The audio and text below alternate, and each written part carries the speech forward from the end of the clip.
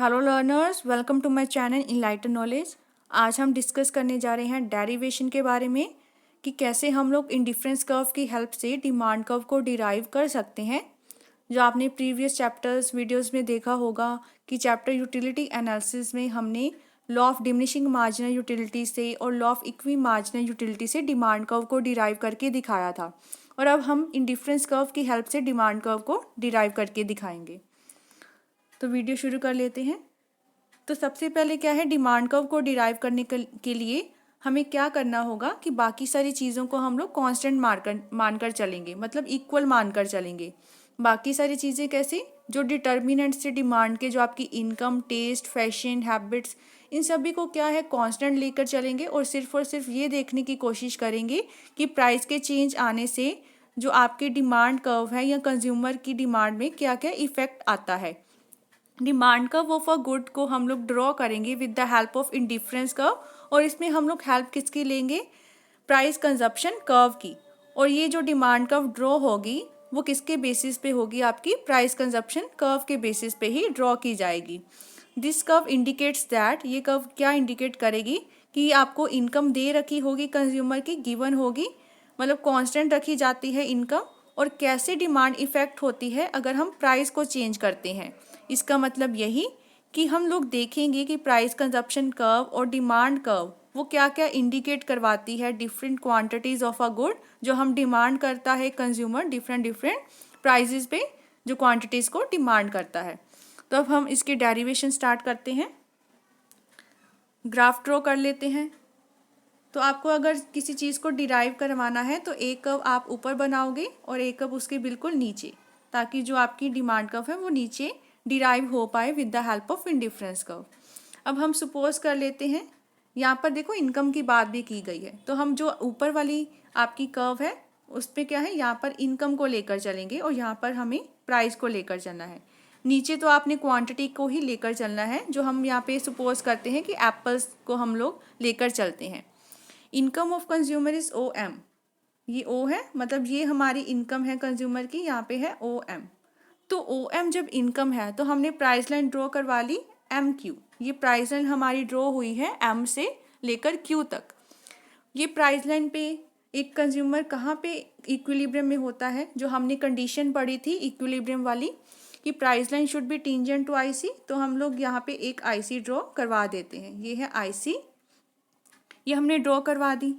अब क्या करना है कि ये इक्विलिब्रियम पॉइंट है, यहाँ पर पी पॉइंट दे देते हैं, ये इक्विलिब्रियम पॉइंट आता है कंज्यूमर का।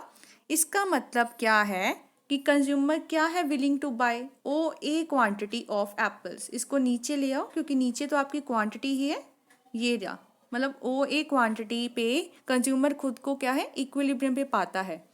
अब प्राइस कैसे ढूंढते हैं, जो हमने स्लॉप डिस्कस किया था, स्लॉप से प्राइस को ढूंढा जाता है।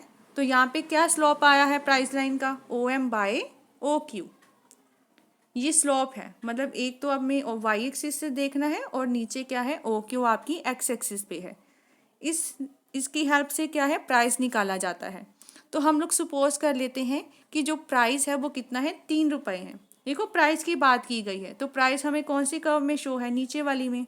तो यहाँ पे हम लोग क्या ले लेते हैं, प्राइस ले लेते हैं 1, 2 और 3। मतलब सपोज किया है कि एप्पल का प्राइस 3 रुपये है।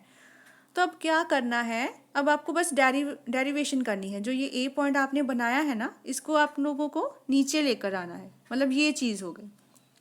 यहाँ पर क्या यूनिट आया है, 1 यूनिट आ गया है, मतलब 1 यूनिट हम लोग ले रहे हैं जब प्राइस कितना था, 3 रुपये था।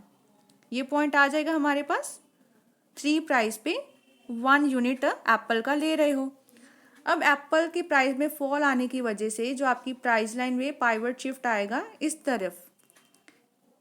ये हमने पहले भी डिस्कस कर चुके हैं कि प्राइस लाइन कैसे ड्रॉ करवाते हैं और प्राइस इफेक्ट कैसे देखा जाता है। एप्पल के प्राइस में फॉल आने की वजह से हमारे पास क्या हो गया, स्लॉप में थोड़ा सा चेंज आया है। पहले slope O M by O Q थी, अब कितनी है, अब है O M by O Q 1 है। ठीक है, और आईसी हमारी क्या बनेगी, हम इक्विलिब्रियम पॉइंट है यहाँ पर, ये हमारी आईसी 1 बन गई है। अब वैसे ही सेम चीज़ है, बस इसको आप लोगों को अब नीचे लेकर आना है। जहाँ पर आप लोग आईसी ड्रॉ करवा रहे हो ना, वहाँ पे आपको नीचे लेकर आना है, मतलब 2 यूनिट्स।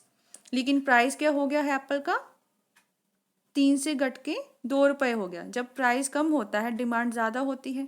वैसे ही अब क्या है, तीसरी हम प्राइस लाइन बना लेते हैं Q2। इसका स्लोप क्या आ जाएगा, OM/OQ2।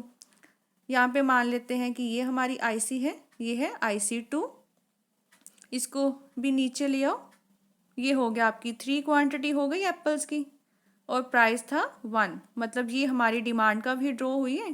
प्राइस और क्वांटिटी से हम लोग डिमांड कर्व को ड्रॉ करवाते हैं। ये हमारी बन गई डिमांड कर्व। और किसकी हेल्प से बनी है, with the help of a indifference curve analysis.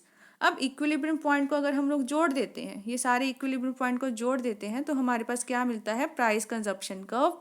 ये भी हम पहले डिस्कस कर चुके हैं कि अगर प्राइस वाली इक्विलिब्रियम को जोड़ दिया जाए तो प्राइस कंजप्शन कर्व आती है, और इनकम इफेक्ट में इनकम के डिफरेंस कर्व को जोड़ देते थे तो इनकम कंजप्शन कर्व आपके पास आ जाती है। तो ये बस इतना सा टॉपिक था हमारा कि हमने इन डिफरेंस कर्व की हेल्प से क्या बना ली है, डिमांड कर्व बना ली है। आगे इसका मैं आपको टेबल बना देती हूँ।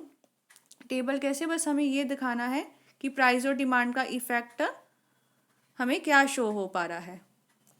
जब प्राइस आपका 3 था, डिमांड कितनी थी, 1 की। प्राइस फॉल हुआ, डिमांड बढ़ गई, और प्राइस फॉल हुआ तो डिमांड और भी बढ़ गई। मतलब ये चीज़ है।